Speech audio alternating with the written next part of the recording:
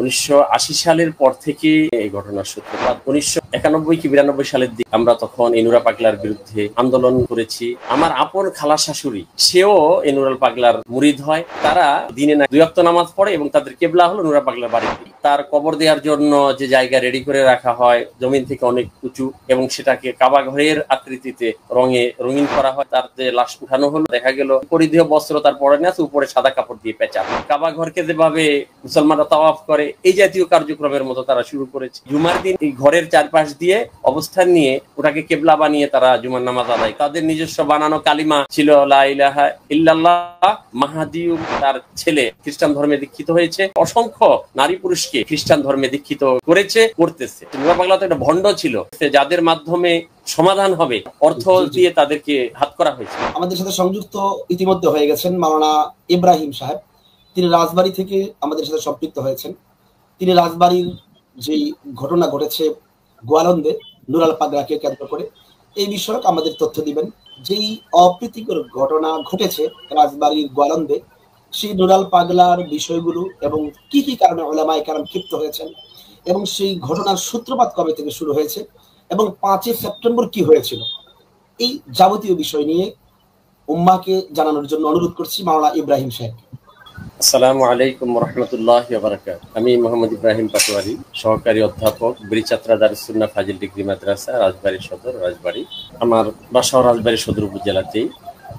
আমি আমাদের রাজবাড়ির গোয়ালন্দে ঘটে যাওয়া 5 সেপ্টেম্বরে ঘটে যাওয়া ঘটনা সম্পর্কে আমার যতটুকু জানা আছে এই বিষয়ে আমি উপস্থাপন করব। বিষয় হচ্ছে নুরাল পাগলা নামে যে লোকটাকে কেন্দ্র করে এই ঘটনার সূচনা বা সূত্রপাত দীর্ঘদিনের, অনেক আগে এই ঘটনার সূত্রপাত হয়েছে। বা এই 5 সেপ্টেম্বর যা ঘটেছে, আসলে এটা 5 সেপ্টেম্বরে এর উৎপত্তি নয়, অনেক আগ থেকে। বিশেষ করে আমি যতটুকু জানি 1980 সালের পর থেকে পরে যে কোনো সময়ে এই ঘটনার সূত্রপাত বা এই কার্যক্রমের সূচনা, যার চূড়ান্ত একটা পরিণতি হয়েছে 5 সেপ্টেম্বর 1991 কি 92 সালের দিকে হবে। আমাদের রাজবাড়ী জেলার বরেণ্য আলেম হযরত মাওলানা মুহাম্মদ আলী নোমানী রাহমাতুল্লাহ আলাইহি, তার আহ্বান এবং তার নেতৃত্বে আমরা তখন এই নুরা পাগলার বিরুদ্ধে আন্দোলন করেছি, মিছিল মিটিং করেছি। আমার মনে আছে যে তখন সে নুরাল পাগলা নিজেকে ইমাম মাহাদি বলে দাবি করেছিল। আমাদের আন্দোলনের মুখে সে গোয়ালন্দের নিজ বাসস্থান ছেড়ে অন্যত্র কোথাও গিয়ে আত্মগোপনে চলে যায়। তখন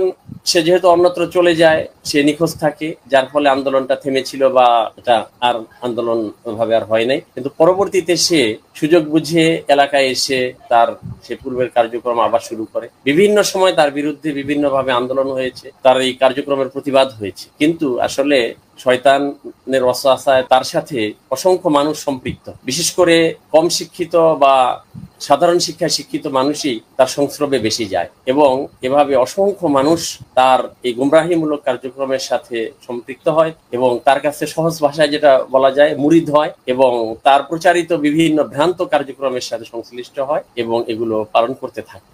আমি তার অনুসারীদের সংখ্যা জানি না, তবে অসংখ্য, অনেক। বিশেষ করে আসলে আশ্চর্যের বিষয়, আমার আপন খালা শাশুড়ি সেও এই নুরাল পাগলার মুরিদ হয়। এমনকি তার ছেলে পুলিশের সদস্য, পুলিশে চাকরি করে, সেও মুরিদ হয় এবং তারা নিয়মিত নামাজ কালাম পড়ে না, কিন্তু দিনে না 2 ওয়াক্ত নামাজ পড়ে এবং তাদের কেবলা হলো নুরা পাগলার বাড়ির দিক। এমনকি এই যে আমার খালা শাশুড়ির ছেলে বউ ভালো মানুষ, সে এগুলোকে গ্রহণ করে না, মানে না। তারপরে শাশুড়ি জোর করে কয়েকবার নুরা পাগলার দরবারে তাকে নিয়ে যাওয়ার পরে সে এগুলো গ্রহণ করে না, তার নির্দেশনা ফলো করে না এবং সে স্বাভাবিক দিনী কার্যক্রম পালন করে, যার কারণে ওই পরিবারের সকল সদস্য তাকে অবাধ্য বলে মনে করে এবং তার হাতের পাকানো কোনো খাবার পর্যন্ত খায় না। মানে এত নিকৃষ্ট মন মানসিকতা নুরাল পাগলার মুরিদদের, বা এত অধপতন তাদের। তো যাই হোক, এই দীর্ঘ বিভিন্ন সময় নুরা পাগলার বিরুদ্ধে আন্দোলন সংগ্রাম হয়েছে।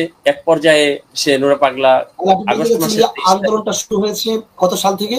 1991-92 সালের দিকে, সুনির্দিষ্টভাবে সালটা মনে নেই, তবে এরকমই একটা কিছু তখন থেকেই হয়েছে এটা।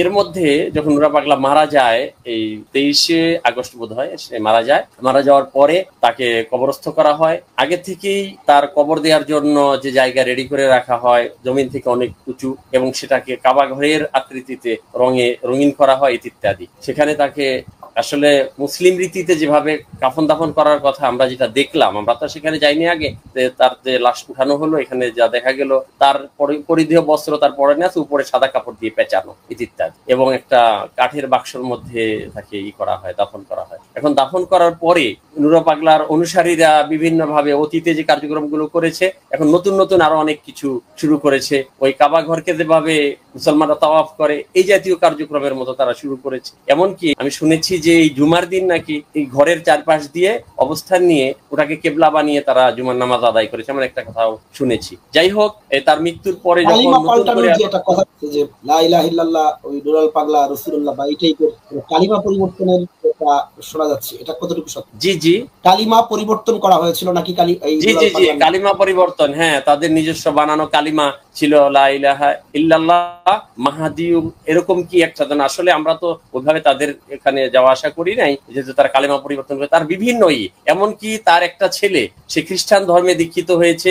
অত্র অঞ্চলের সাধারণ মানুষদেরকে, চরাঞ্চল আছে আমাদের রাজবাড়ী জেলার বিভিন্ন গোয়ালন্দ সহ রাজবাড়ির পাশ দিয়ে চরাঞ্চল আছে, ফরিদপুরের চরাঞ্চল দিয়ে সাধারণ অসংখ্য মানুষকে তার ছেলে, সে নিজে খ্রিস্টান ধর্মে দীক্ষিত হয়েছে, ধর্মান্তরিত হয়েছে, অসংখ্য নারী পুরুষকে, নিরীহ গরিব সাধারণ মানুষকে এই খ্রিস্টান ধর্মে দীক্ষিত করেছে, করতেছে এই নুরে পাগলার এক ছেলে। এভাবে কার্যক্রম চলছে। এখন অতীতে নুরে পাগলার দ্বারা যা হয়েছে, এখন তার মৃত্যুর পরে নতুন করে কাবা ঘরের আকৃতি রঙে রঙিন করে তার সমাধিস্থল কি করা হয়েছে, এই কার্যক্রম যাতে চলতে না পারে, ওলামা একরাম এই জন্য স্থানীয় জেলা প্রশাসন, উপজেলা প্রশাসন সহ বিভিন্ন জায়গায় প্রতিবাদ জানিয়েছে, স্মারকলিপি দিয়েছে, বিভিন্নভাবে প্রতিবাদ জানিয়েছে। আসলে যখনই প্রতিবাদ করা হয়েছে, যদি এটার একটা সুন্দর ওলামা একরামের সাথে বসে সুন্দর একটা প্রশাসনকে এই বিষয়ে জানানো হয়েছে এবং প্রশাসনিকভাবে এটা বন্ধ করার কোন প্রচেষ্টা হয়েছিল কি? কোনো প্রচেষ্টা এখানে কার্যকর কোনো পদক্ষেপ গ্রহণ করা হয়েছে বলে আমার জানা নেই, বা এমন কিছু হয়নি। এমন কিছু হলে তো আর এই জাতীয় কোনো কিছু ঘটতো না। ইমানদার মুমিনরা তো আসলে সহজেই একটা কিছু আইন নিজের হাতে তুলে নেয় না, যখন নিরুপায় বা না, এটা তো একটা আইনের লঙ্ঘন। বাংলাদেশে যে ধর্মীয় অনুভূতির যে আইন আছে, আপনারা যে কথাগুলো বলতেছেন যে কালিমা পাল্টানো, তারপরে কাবার আদলে ঘর বানানো, এগুলো তো সব সম্পূর্ণ ধর্ম অবমাননা। এই ধর্ম অবমাননা যেহেতু হয়েছে, এই জন্য আইন আদালত এবং প্রশাসনের মাধ্যমে এটাকে নিবৃত্ত করার কোনো চেষ্টা হয়েছিল? জি, প্রশাসনের কাছে, আপনার জেলা প্রশাসনের কাছে স্মারকলিপি দেওয়া হয়েছে এবং আলটিমেটাম দেওয়া হয়েছে ইত্যাদি, কিন্তু কার্যকর কোনো পদক্ষেপ গ্রহণ করা হয়েছে বলে আমার জানা নেই, বা এমন কোনো কিছু দৃশ্যমান প্রশাসনের পক্ষ থেকে কোনো কার্যকর পদক্ষেপ গ্রহণ করা হয়নি।